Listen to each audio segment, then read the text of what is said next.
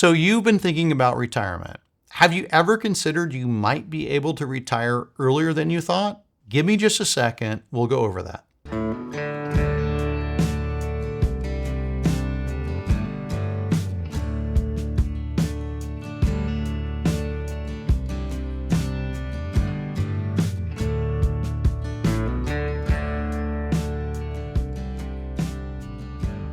So I talk to people around the country every single week that are contemplating retirement.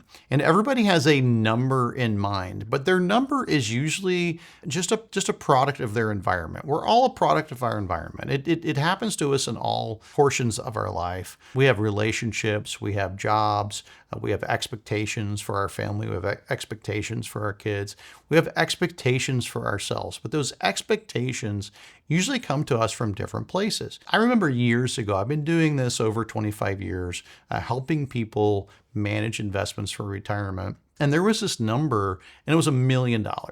And $1 million is a lot of money. There's no way to get past that.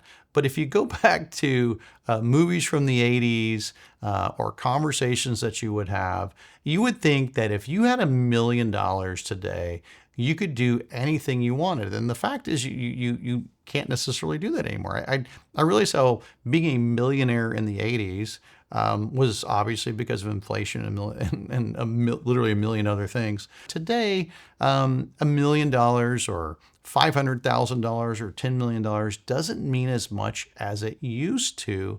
But I would put a caveat on that, and I would say that depends.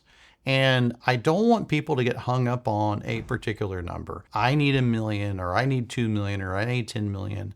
What it really boils down to for most people when it comes to making that transition to retirement, literally saying, hey, take this job and shove it. I want to go live on my money for the rest of my life. It boils down to how do you live off of the money that you have for the rest of your life? The first component of that is investments. How am I invested? What can I expect my average rate of return, and how reliable is that rate of return? So that's math, and somebody could walk you through that. A true fiduciary could show you how to do that.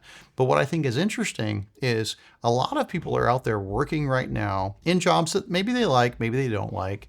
Maybe they're super enthusiastic about it, maybe they're not super enthusiastic about it. But the favorite conversation that I have with individuals is when we do a financial plan and we sit down with them and we can show them, all right, listen, tell me what your objectives are. Show me how much you've set aside for retirement. Let's look at your income in retirement, and then let's go over all of the investment options that are available to you. A lot of times that education on the investment options, helping people make an informed decision, a lot of times will give them the confidence and say, hey, listen, I can live off of what I've set aside for retirement for the rest of my life, adjusted for inflation and taxes moving forward. I think there's too much of a stigma on a certain dollar amount. There's too much of a stigma on a certain lifestyle. Your lifestyle is what you want it to be. Your family is what you want it to be. Your expectations in retirement are what you want them to be. What you really need to know is, have you set aside enough for retirement?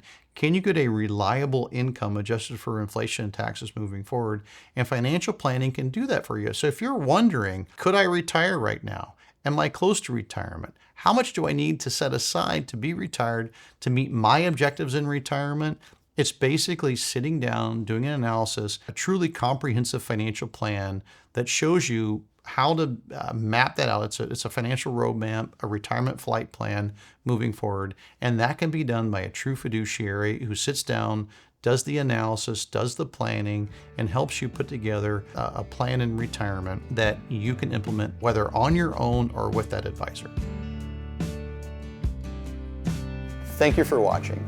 Go to guardingyournestegg.com for your free and objective personal financial plan.